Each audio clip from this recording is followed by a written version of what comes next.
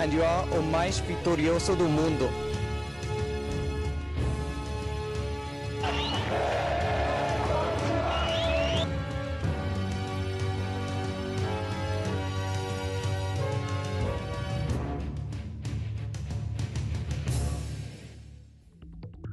Prezado torcedor, é com alegria que entramos no seu lar para falar um pouquinho a respeito do Curitiba Futebol Clube. Durante 2 anos e 9 meses que assumimos o Curitiba Futebol Clube, o fizemos no sentido de melhorar a autoestima de você, torcedor. Nós mudamos o conceito do amor, da paixão e do amadorismo para o amor, a paixão e o profissionalismo. Essas ações renderam ao clube uma referência mundial. O clube conquistou uma série de valores dentro deste projeto que nós iniciamos em janeiro de 2010. Dentro dos grandes projetos, no campo, o Curitiba foi tricampeão paranaense, que não conquistava há 40 anos esse título. Chegamos a 2 vezes a vice-campeão da Copa do Brasil, uma das competições mais importantes do futebol brasileiro. Isso é inédito. O Curitiba nunca tinha chegado ao final de uma competição desse nível. Curitiba, é verdade, ganhou o título em 1985, mas lamentavelmente no ano seguinte não foi feliz na sua campanha. Hoje nós estamos consolidando todo esse projeto para tornar o Curitiba um dos maiores clubes do Brasil. Esse trabalho todo é a sintonia de uma profissionalização de pessoas voltadas com objetivos comuns, de trazer alegria ao seu torcedor, mas com equilíbrio, responsabilidade e projetos definidos para o futuro dessa agremiação, contribuindo para o futebol brasileiro, contribuindo com uma noção de organização do futebol brasileiro, porque nós precisamos hoje de dirigentes sérios, equipes com responsabilidade, mas principalmente equipes com credibilidade. Olá, eu sou Lucas Queiroz. E eu sou Samara Macedo. Seremos os novos apresentadores do programa Nação Coxa Branca. Mais um presente do Coritiba, que está comemorando seus 103 anos de glória. Um programa diferente e exclusivo do Curitiba, que trará um outro ângulo do seu time. E também a oportunidade de conhecer os vestiários, bastidores, personalidades, além de conhecer a trajetória do glorioso Verdão. Agora, vamos viajar juntos nesses 103 anos de história. Curitiba, 1909. Na capital do Paraná, nasce o mais vitorioso time de futebol do estado. Formado por imigrantes alemães, o clube é o mais antigo do Paraná. Seu nome, Coritiba. Contando com uma trajetória gloriosa nesses 103 anos de história, o Popular Coxa foi o primeiro clube paranaense a conquistar um torneio de importância nacional, a Taça do Povo de 1973. Da sua fundação até os dias de hoje, o Curitiba se firmou como um dos grandes do Brasil, tendo em seu trajeto as conquistas de 36 títulos paranaenses. Não podemos deixar de falar da conquista mais importante da história do Verdão, o Campeonato Brasileiro de 1985. Fora isso, outros inúmeros títulos fazem parte de seu acervo. Além de títulos, o Curitiba marcou presença nas principais competições do continente, como a Libertadores da América e a Copa Sul-Americana. Em 2011, o clube entrou para o Guinness Book, isso mesmo, Guinness Book, como o time mais vitorioso do mundo. Que orgulho para a nação coxa branca! Diante dessa grandeza, só podemos dizer uma coisa: Coritiba, muito obrigado! Esse é o Memorial do Curitiba, um dos mais completos do Brasil, onde você pode conhecer toda a história do seu clube.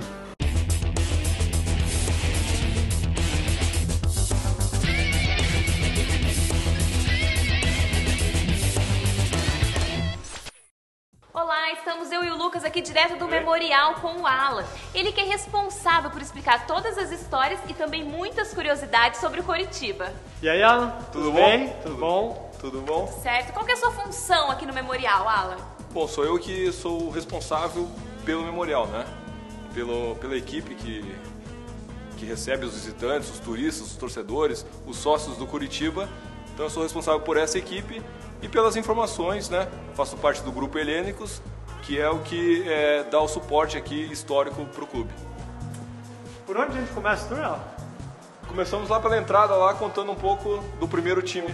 Normal começar por ali. Pela entrada, que é onde fica lá o primeiro time. Mas também pode ir caminhando aqui, não tem? Sim, a gente...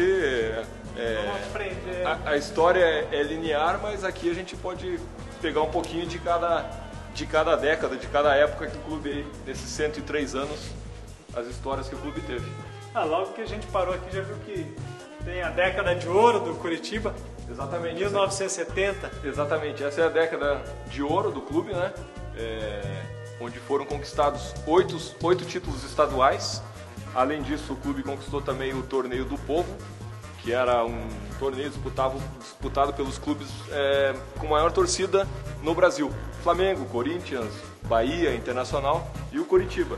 O Flamengo e o Corinthians foram os campeões das edições anteriores e em 73 o Curitiba foi o campeão. Nós estamos vendo algumas camisetas aqui do Curitiba. Como que foi essa mudança até chegar à camisa que é hoje? Então, hoje aqui no Memorial, agora nesse mês de outubro, finalzinho de setembro, nós fizemos uma exposição contando a evolução da camisa número 2. Hoje a gente chama de camisa número 2, que é a camisa verde e branca listrada na vertical. Então o clube lançou agora, há 2 semanas atrás, a camisa nova, né? E aí a gente fez uma exposição mostrando desde lá da primeira, que foi utilizada em 1909, a primeira camisa do Curitiba foi assim, e depois a evolução dela, né? Ela ficou algum tempo sem ser utilizada, e aí nos anos 50 acabou retornando a ser usada pelo clube, e a gente mostra aqui nessa exposição das camisas, nesse momento, a evolução dessa camisa. Bem bacana é essas antigas, né? Aqui a gente tem... O tecido que era usado era um algodão um tecido bem grosso, né? Quente e pesada, né? Essa aqui é a primeira, é a réplica da primeira, né? A primeira não sobrou nenhuma. Não, essa não sobrou nenhuma, infelizmente. E essa aqui é uma original da época, da década de 50, que foi o segundo modelo utilizado pelo Curitiba com listras verticais. Nós temos aqui também alguns quadros que contam toda a história, né? Qual que é o período que mais se destaca?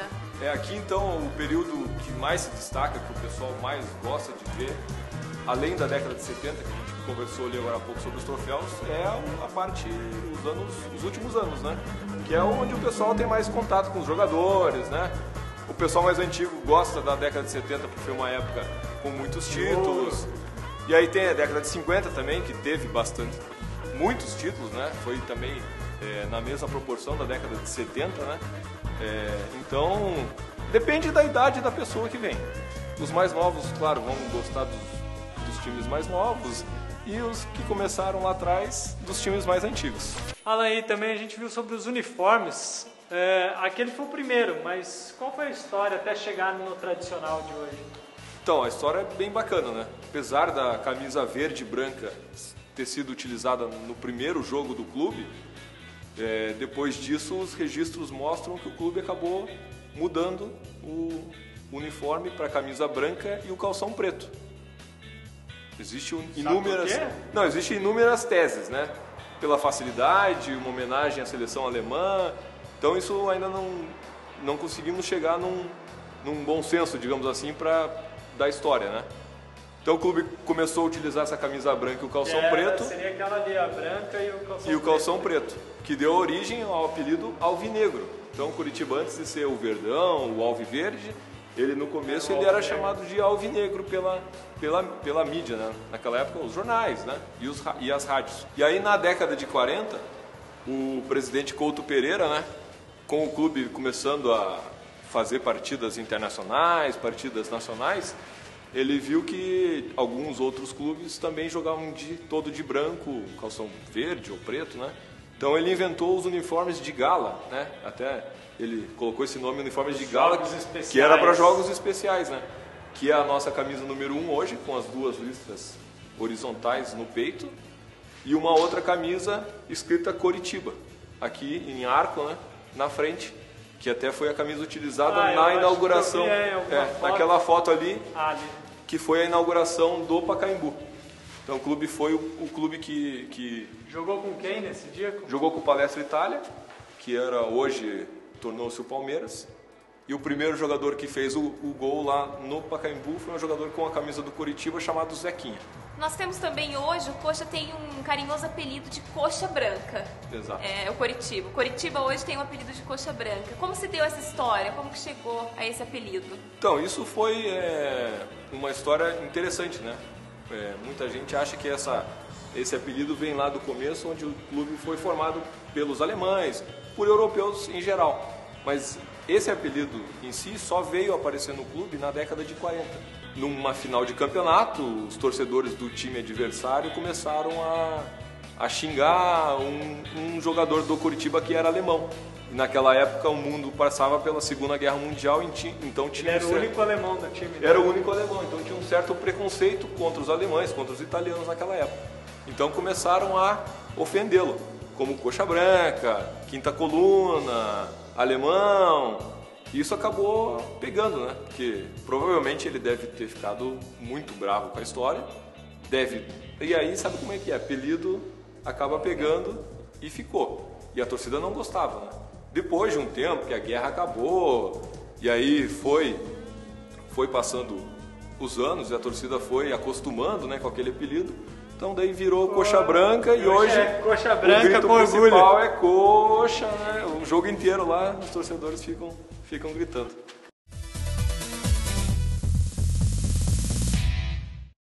Agora a gente chegou aqui na Galeria dos Presidentes. De 1909 até hoje, qual que é ou quais foram os mais importantes para a história do clube? Com certeza todos tiveram a sua importância, né? Não dá para falar que porque o presidente, querendo ou não, é o que representa toda a nação, né? Os funcionários, os jogadores, os torcedores, ele é o representante máximo. Mas é claro, teve aqueles que estiveram nos momentos mais importantes e cruciais da história, né? A fundação, né? Que é o primeiro presidente, é o João Viana Zeiler. Ele é o nosso presidente eleito lá na primeira reunião, na primeira eleição. E aí, claro, passaram outros importantes, o próprio Fritz, né, o Frederico Essenfelder, que foi um dos fundadores, que depois foi jogador, acabou se tornando também presidente, é um dos vários que chegaram à presidência. Vestiu a camisa do clube. Vestiu a camisa e acabou virou presidente. O próprio Couto Pereira, ele entrou no clube em 1916. Alguns anos depois, poucos anos depois, ele acabou sendo eleito o capitão e o organizador do terceiro time. Digamos que eram os reservas dos reservas. E ele era o goleiro do time. Então ele, além de algumas funções administrativas que ele tinha no clube antes lá de se tornar presidente, ele era o capitão e o organizador do terceiro time. E na época tinha campeonatos do primeiro, né, que era o profissional. Time A, hoje seria o time A, time B. O time profissional. Tinha o segundo time e o terceiro time. E tinha campeonatos. E o terceiro time com o Couto Pereira foi campeão paranaense de 1919, de terceiros times. Então o Couto Pereira teve momentos muito importantes, além de toda a história dele no clube lá, desde 16 até o falecimento dele em 76, e depois acabou tornando o nome do estádio, né? Mas foi ele que era o presidente no momento da compra do Alto da Glória, aqui, né, do terreno, na época da construção do estádio, na época que o clube começou a ter destaque nacional e internacional, quando o clube inaugurou a iluminação do estádio. Então ele foi um presidente muito ativo, tanto na presidência como em outras funções dentro do clube, e tanto que foi homenageado em 77 com o nome do estádio Couto Pereira, né? Hoje Major Antônio Couto Pereira, em função desses 60 anos aí praticamente de dedicação ao clube. E aí tiveram outros, né? Por exemplo, Arion Cornelsen, que foi quem começou a construir o estádio como ele é hoje, né? Ele que teve as ideias, o projeto era de um irmão dele, o Lolo Cornelsen, e ajudou então a começar a construir o estádio de concreto, né? Porque antigamente era uma bancada de madeira, depois uma outra bancadinha de madeira, e aí com ele o clube cresceu e virou o estádio que é hoje, claro, com a ajuda lá do Evangelino, que depois acabou tornando-se presidente e foi o presidente dos 2 títulos nacionais do clube, tanto o Torneio do Povo, que a gente falou lá no começo, quanto o título brasileiro de 85. Ele era o presidente na época, é o maior campeão paranaense, né? Ele era o presidente na época do hexacampeonato. E depois tiveram outros. O próprio Mauad, que foi o da construtora, que construiu algumas partes do estádio, né? E depois acabou tornando-se presidente. E agora, para exemplificar, o Dr. Wilson Ribeiro, que também desde já de 2010, né, mas agora desde 2012 como presidente, fazendo um trabalho excepcional, e tanto na parte administrativa e os resultados em campo também que acabaram. Nos últimos anos, 2 vezes na final de Copa do Brasil. Pois é, 2 vezes seguidas, né?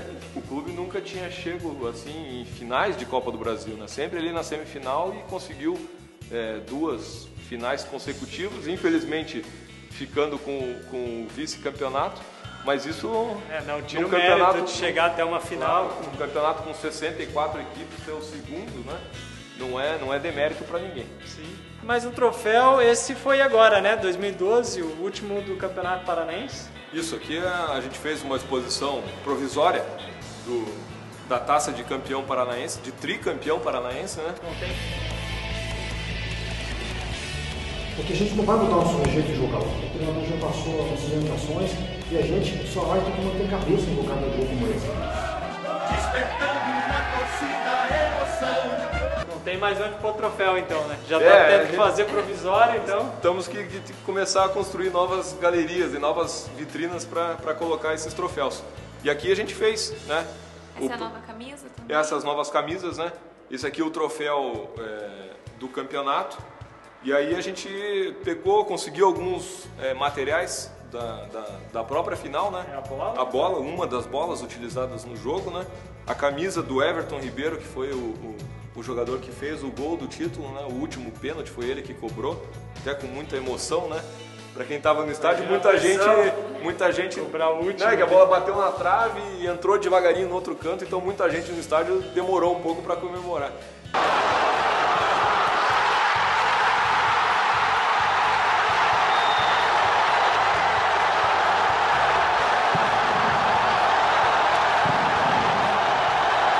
A camisa, uma das camisas que foram preparadas para o Vanderlei usar na partida, e ali a faixa de campeão.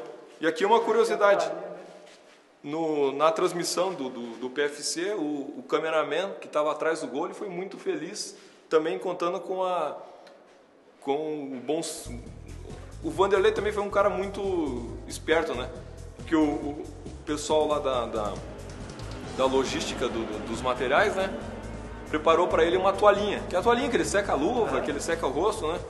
E a toalhinha é uma toalha do Curitiba e tem um pedaço do hino. E ele deixou arrumadinha do lado do gol, a toalha estendidinha assim, né? E aí o cameraman que estava atrás do gol, ele foi lá e focou e pegou na transmissão, né?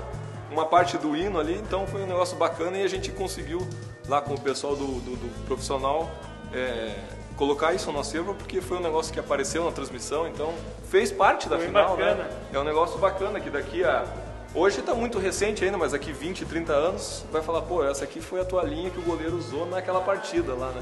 E tem a imagem da televisão, foi bem bacana mesmo. Bom, então nós estivemos aqui com o Alan no Memorial do Curitiba, que fica embaixo das arquibancadas e é um dos mais completos do Brasil. Alan, no meio de tantos troféus, qual nós podemos considerar o mais importante para o clube? Com certeza o de 1985, campeão brasileiro da primeira divisão.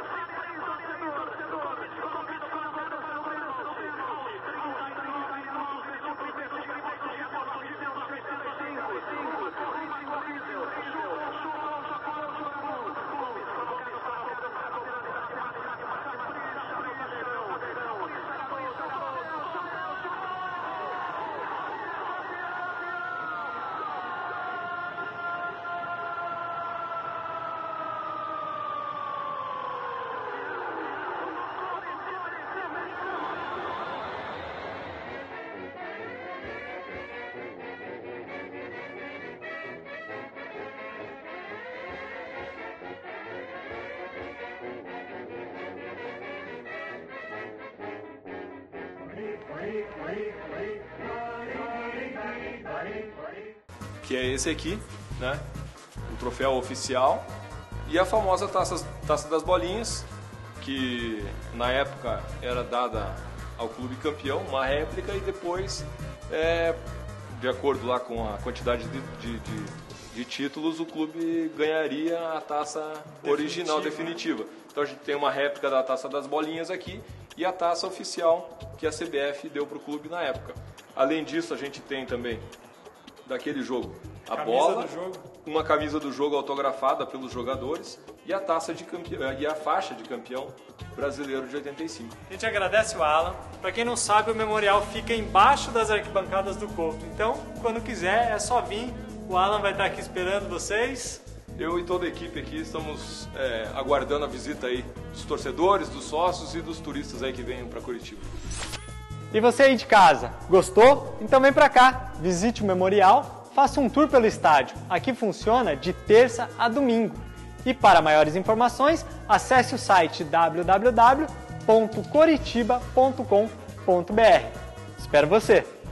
E a partir de hoje, toda segunda-feira, às 19 horas, não perca a Nação Coxa Branca. E no próximo dia 22, programa inédito que, além de outras coisas, irá cobrir o aniversário de 103 anos do clube. Até lá! Aguardamos vocês! Tchau!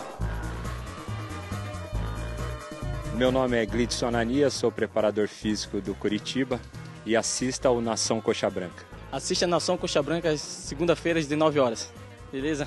Sou Emerson Santos, convocar todo mundo aí para assistir a Nação Coxa Branca. Valeu! Aí, Nação Coxa Branca, eu sou o Alisson Schmidt, zagueiro, e quero que vocês assistam o programa Nação Coxa Branca. Olá, eu sou o Vitor Ferraz, assista Nação Coxa Branca.